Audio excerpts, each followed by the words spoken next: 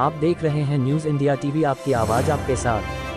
पूर्वी दिल्ली लोकसभा चुनाव कार्यालय का उद्घाटन विज्ञान लोक में विधिवत पूजन अर्चन कर किया गया। इस मौके पर पूर्वी दिल्ली के भाजपा प्रत्याशी हर्ष मल्होत्रा ने सपत्नीक पूजा कर कार्यालय की आधारशिला रखी। इस कार्यक्रम में मुख्य अतिथि भारतीय जनता पार्टी राष्ट्रीय महामंत्री तरुण चुग, राष्ट्रीय महामंत्री दुष्यंत गौतम, दिल्ली भाजपा प्रदेश अध्यक्ष वीरेंद्र सचदेवा, भाजपा प्रदेश संगठन महामंत्री पवन राणा, लोकसभा क्लस्टर प्रमुख विजेंद्र गुप्ता मौजूद रहे। कार्यक्रम में भाजपा लोकसभा प्रत्याशी हर्ष मल्होत्रा, लोकसभा प्रभारी अनिल गुप्ता, विधायक अभय वर्मा एवं अनिल वाजपेयी प्रवक्ता यासिर जिलान ने भाजपा के 400 पार के नारे को बल देते हुए लोगों से हर्ष मल्होत्रा को 5 लाख वोटों से जिताने की अपील की। न्यूज इंडिया टीवी से सुशील भारद्वाज की रिपोर्ट, दिल्ली से। आज भगवान राम के जन्मोत्सव पर, रामनवमी पर हमारे हजारों कार्यकर्ता पूर्वी दिल्ली लोकसभा के चुनाव कार्यालय के शुभारंभ पर यहाँ पर थे। हवन पूजा और उसके बाद हमारे शीर्ष नेतृत्व का उद्बोधन हुआ है।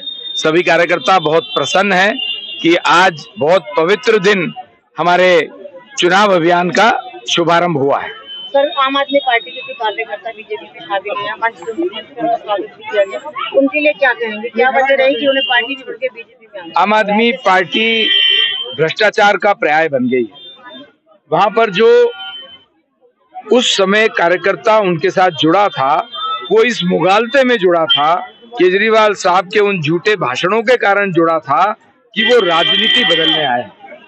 वहां पर अब जब उनका मुख्यमंत्री जेल में है और वो भी रिजाइन नहीं करना चाहता, उप मुख्यमंत्री जेल में है, एक मंत्री साहब जेल में है, एक विधायक जेल में है, और उसके बावजूद भी उनको इस बात की कोई शर्म नहीं है कि जो बातें कही थी उससे कितना पीछे चले गए, कितना नीचे गिर गए। तो मैं ऐसा मानता हूं कि आम आदमी पार्टी में जो स्वाभिमानी कार्यकर्ता है उसका दम घुट रहा है। इस कारण से उनके मंत्री आनंद साहब ने भी इस्तीफा दिया है और उनके बहुत से कार्यकर्ता लगभग रोज सैकड़ों की तादाद में आज भी 70-75 कार्यकर्ता भारतीय जनता पार्टी को ज्वाइन कर रहे हैं। मैं उनका अभिनंदन करता हूं, स्वागत करता हूं। हर चीज जैसे कि आम आदमी पार्टी ने राष्ट्रीय प्रचारक के नाम पर केजरीवाल जी को और उनकी वाइफ को बोला है, क्या केजरीवाल जी जेल से प्रचार करेंगे या बाहर आ गए? केजरीवाल जी को लगता है वो ओमनी प्रेजेंट है। ये इंग्लिश की एक शब्द है कि वो सर्वत्र व्यापक हैं और वो ही सब कुछ करेंगे। ब्रह्मांड को चलाने वाले केजरीवाल साहब ही हैं।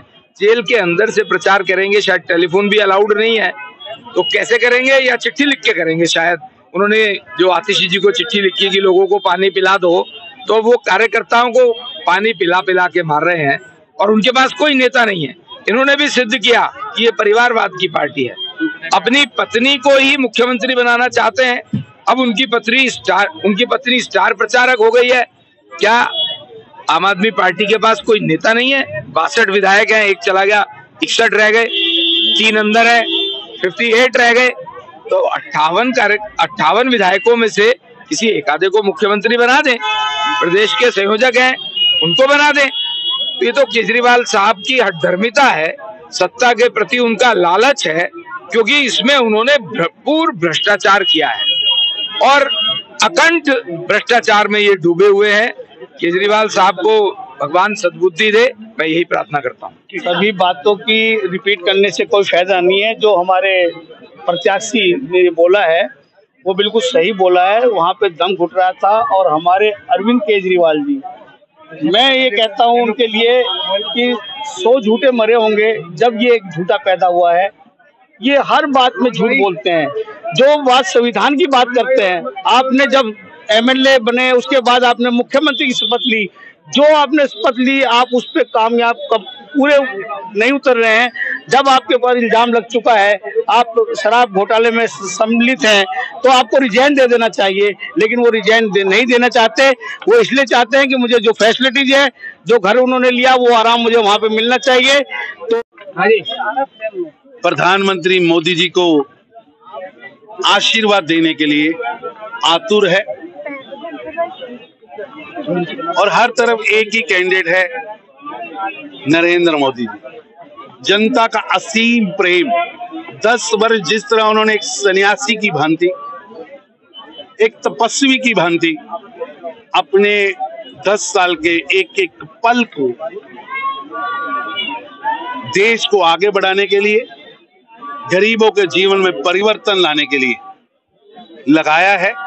अब पूरा देश उमड़ पड़ा है मोदी जी को आशीर्वाद देने के लिए, और ये आशीर्वाद का वोट जब 4 जून को खुलेगा तो ये 400 पार होगा। मैं आज देख रहा था कि जिस तरह आज राहुल गांधी जी और अखिलेश यादव जी ने प्रेस की है, वो मुंगेरी लाल का हसीन सपना दिन के उजाले में ले रहे हैं, दिन के उजाले में। हाँ। सर उन्होंने कहा सुफड़ा साफ होने वाला है। कांग्रेस और उसके गठबंधन के सहयोगी ये केवल व केवल वंशवादी, कुटुंबवादी, भ्रष्टाचारी लोगों का समूह है और कुंठित मानसिकता से बयानबाजी कर। सर उन्होंने कांग्रेस में सीधे तौर पर कहा है कि जिस तरीके का संकल्प बन रहा है या वादे किए जा रहे जुमलेबाजी है और इस पर कुछ नहीं होने वाला है। मैं उनको खुली चुनौती देता हूं, शहर उनका, मोहल्ला उनका, टीवी चैनल वो चुन लें या सारी प्रेस को बुला लें, वो हमारे घोषणा पत्र पर चर्चा करने के लिए आए।